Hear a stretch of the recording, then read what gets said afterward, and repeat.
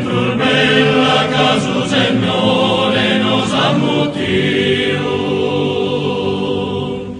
Paris in sa capella proso trombeu camus pediu. Oggi il conte Donat dalle Rose mi ha convocato qui a casa sua. Come sapete, molti sardi, molti agricoltori, allevatori hanno perso tutto.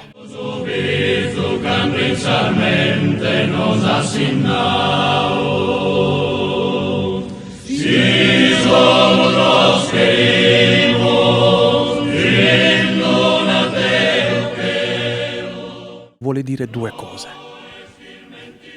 Ma le cose sono semplici, è un momento difficile e drammatico per la Sardegna, non solo per il momento storico che stiamo vivendo, ma per questa grande disgrazia avvenuta in questi giorni di questi incendi devastanti. Hanno distrutto intere zone, migliaia di ettari, migliaia.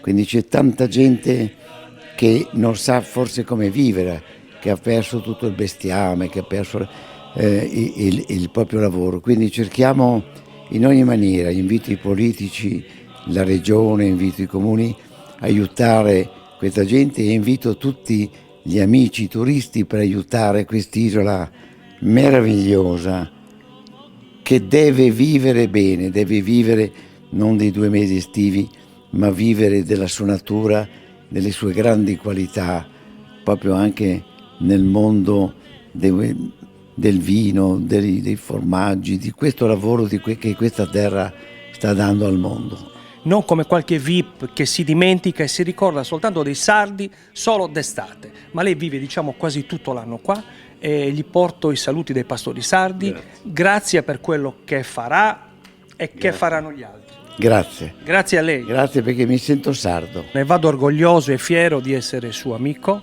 Non avevo dubbi che lei, come sempre, è a fianco di noi sardi.